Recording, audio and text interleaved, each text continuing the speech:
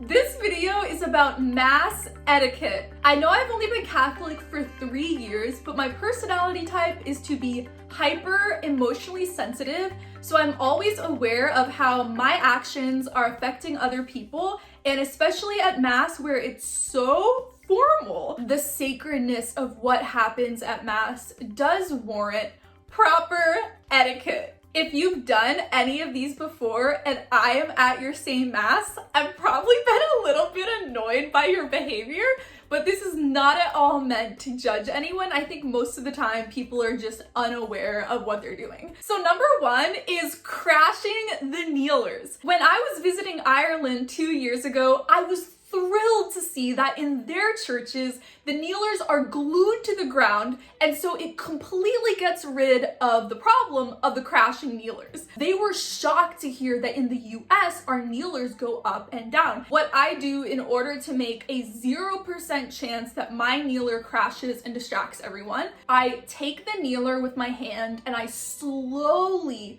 gently set it on the floor to ensure that no crashing sound happens. In the second part of Mass, during the liturgy of the Eucharist, just try to leave it down the entire time so that it's 0% chance of distracting people and causing chaos. My feet fit perfectly on the floor under the kneeler. It's not uncomfortable at all, and I am really tall. I have bigger feet, and it's totally comfortable. And then it will stay down until the end of Mass, when we're about to walk up and receive the Eucharist and the other people in my pew need to get by. Then I slowly, carefully lift the kneeler up and tap it onto the kneeler stand. I haven't, in 3 years of being Catholic, I've never caused the kneeler to crash, but I totally get occasionally, even if you are being careful, it could crash.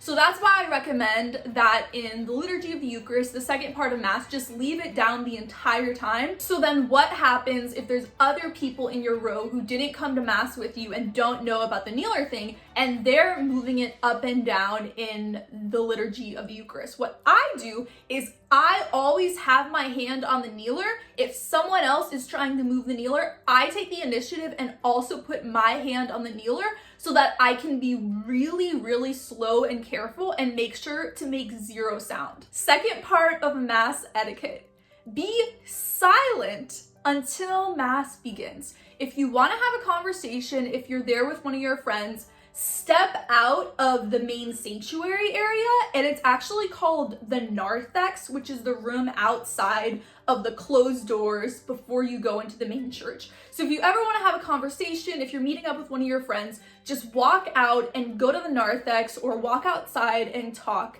there. It astounds me how there can be 10 or 20 people who are kneeling down, looking towards the Eucharist and the crucifix at the front, who are praying their hearts out. And then there are 2 or 3 people standing in the same room, conversing loudly, laughing. You can hear their conversation. It is so incredibly rude. Walk out and talk in the narthex. Now, I totally get that every parish does have its own culture. So at my parish, it's really common for everyone to talk to each other after Mass is over. In fact, our priest encourages it, and that's totally chill at my parish. Whereas talking before Mass, people occasionally whisper to the person next to them, but in general, it's silent before Mass. Another exception that I can think of is Eastern Catholic churches tend to talk a lot at the beginning and at the end, and it's just part of that culture. So it's really important to just be hyper aware of whether or not there's people silently praying. If you're traveling and at a parish you've never been to before, it's always a good idea to just be on the safe side and be silent before Mass begins, and also be silent after Mass ends. Like I said, it totally depends on the parish, but I am silent always. If there's like one person praying, I will take my conversation into the narthex and outside to respect that person's spirituality. Number 3, high heels. So I wear heels almost every single day. My heels are super cute. I have boots, and then I have dressier ones for the spring and the summer, and they click and make loud sounds. Most Catholic churches have floors and not carpets. So what I do is I walk on my tiptoes, very high tiptoes, so that the back of my shoe, the heel part, does not come in contact with the floor. I have to walk a little slower because I'm walking on my tiptoes, but I make sure to walk like that when I'm walking into the church, when I'm walking up to receive the Eucharist, and when I'm walking back to my pew. And I think some people might think I'm walking funny, but I'm sure once they realize that I'm trying to be silent, they'll super appreciate and respect the fact that I'm not distracting anyone at Mass. Number 4, complaining about or being annoyed at babies crying and toddlers talking during Mass. Recently, I was at Mass and this toddler was running around, and then she started sprinting up towards the front of the church. I thought she was gonna walk up the stairs towards the Eucharist or something, but her dad ran after her and got her. But the reason I'm smiling and excited is because whenever there are babies and children at Mass, it means that the Catholic Church is not going to die out. We have the next generation of Catholics who are being raised in the faith. Their parents are devout, they're coming to Mass, they're experiencing the singing and the church art, and as they get older, they'll be able to understand the scripture readings and the prayers and everything. But even when it's babies who are crying and toddlers flailing their arms and doing anything distracting, any distraction from children always makes me incredibly happy. I am so excited they're bringing their children to Mass, that they're open to life and have so many children. And so absolutely do not let yourself get angry or irritated or be internally complaining because of children. The church will continue. We're not dying out. It's amazing. Going along with this, I think it's important to not turn around or stare at the baby who's crying, because I think sometimes the parents might be a little self-conscious or stressed out since it's their kid making all the noise. So don't move and look. Also, the worst possible thing you can do is go up to the family after Mass and be like, why are your kids so loud? It's so distracting. Discipline your children better. Absolutely not. That's horrible. You're discouraging the family from raising their children Catholic. If you ever do make eye contact with one of the parents or the kids, it's really important to smile and look happy and be encouraging. Obviously right now we can't smile because we're wearing masks, but I smile with my eyes if I ever make contact with one of the parents. Number 5, wearing lazy, casual, and immodest clothes to Mass. So this is extremely controversial. I made a video where I talked about this in depth last year, which I'll link up here and below. And I talked about how I don't even wear pants to Mass. I always wear skirts and dresses. I dress extremely modestly. Here's one of the dresses that I wear to Mass. I'll stand up. It goes like this. It's really long. It covers my shoulders. It has a high neckline. It's loose. It's extremely modest. Definitely check out that video because I was really clear in it that I am not judgmental towards anyone who makes a different choice than I do in how they dress. I've said so many times on my channel that modesty is very relative to where you're living, to culture. Even within the US, there's so many different states and cities and cultures. And so I think I would never make a video where I'm like, this is modest, this is immodest. I would never be that black and white. I think it's really important just for you and yourself that when you put a lot of effort into dressing up for Mass, dressing formally, finding a formal, beautiful outfit that you could put on, because we're walking into God's palace, worshiping our King. It's more formal than a wedding is. And so I think it's so beautiful when we can dress up. In my video I just mentioned, there were people commenting, but homeless people can't dress up. So I'm not at all saying to judge anyone for how they're dressing. If someone is homeless and they only have one set of clothes, obviously they're not able to dress up. So when I said that in the previous video and in this video, I'm talking about people who have a set of clothes and multiple outfits. I'm not at all encouraging people to judge someone else for how they're dressed. And I'm pretty sure if someone's homeless, a lot of people will see that they're homeless. They might have some of their possessions with them. You might be able to tell by how they're dressed. And so I don't think anyone would look at the homeless person and be like, why isn't she wearing a dress like Lizzie does? Obviously, you're just really, really happy that they're coming to Mass and being involved in the parish community. And so I'm not at all saying to judge anyone. So that I'm communicating directly, I want to share some ideas of things to not wear to Mass.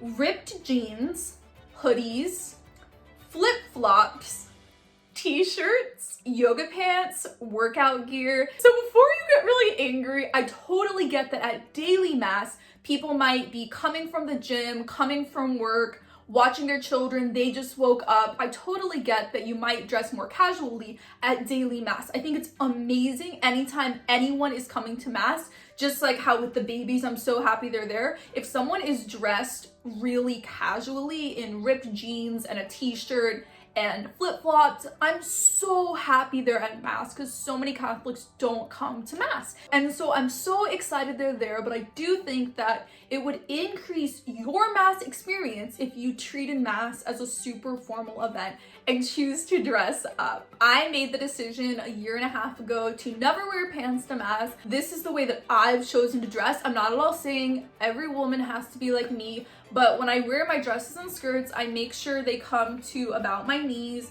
I don't wear tank tops. I always have my back covered up. I obviously don't have a low neckline. I don't own clothes with low necklines. And my body tends to be really curvy, and so I make sure that my skirts are not really tight against my body, because on a lot of women, an outfit like that would look super modest, but on me, it looks different because of how my body is. I know I'm gonna get so much hate for everything I just said, so I just want to clarify, I don't judge anyone who's dressing different than me. I'm not at mass and like, what are they wearing to mass? If you want to be inspired by me, I think that would be beautiful. I found that being able to dress up for mass just makes my mass experience so much more joyful. I'm more focused and immersed, and I'm just hyper aware that Jesus is physically there and I'm worshiping my king in his palace. Number 6, the final step in mass etiquette is not being late. So the reason this is included is because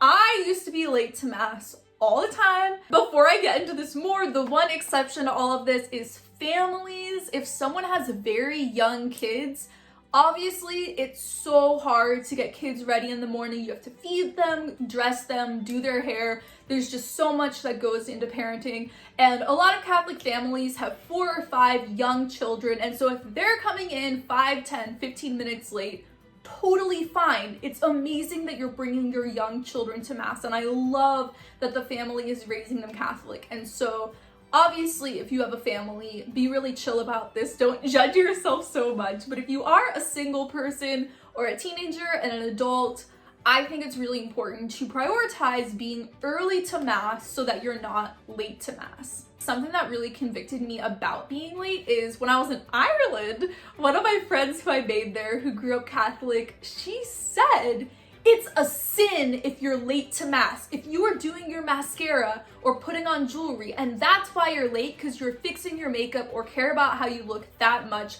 and then you're late to mass, that's a sin.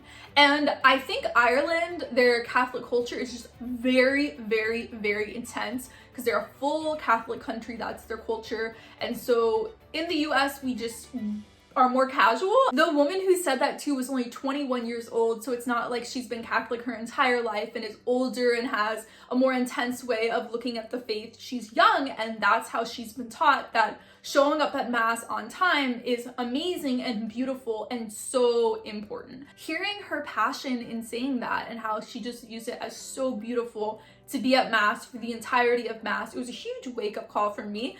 And so I've completely changed my ways. I always try to show up 5 to 10 minutes before mass, and usually I'll bring a rosary or a theology book, and I'll pray before mass or read scripture or theology before mass. And I actually think it's so amazing and comforting and peaceful to get to just be by myself meditating on God before it begins. If you're someone who's always late, try to be 10 minutes early or 15 minutes early, and then maybe you'll always be on time even if you plan to be early. If you are late, make sure to sit at the very back and be quiet, because I think it is a little bit scandalizing to everyone if you're coming in really late to mass and everyone's aware of that. Something else really important regarding scandalizing people is that technically the Catholic rule, at least in the US, is that you are not allowed to receive the Eucharist if you come to mass after the gospel reading. So if you miss the Old Testament reading and the Psalm and the Epistle, but you're there before the gospel, yes, you can receive the Eucharist. If you come after that, you're not supposed to receive the Eucharist. I just view the Eucharist as so sacred, and it's totally fine to not receive the Eucharist 1 week or 1 day, go to daily mass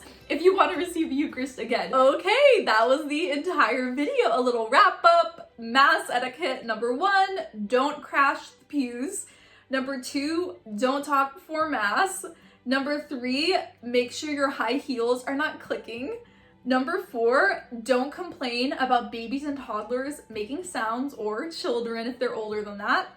Number 5, don't be lazy and super casual and immodest in how you're dressing. Number 6, don't be late, and if you are late, past the gospel reading, don't receive the Eucharist. Comment below if you have any more mass etiquette tips. I love you guys so much, and I will see you in my next video. Bye!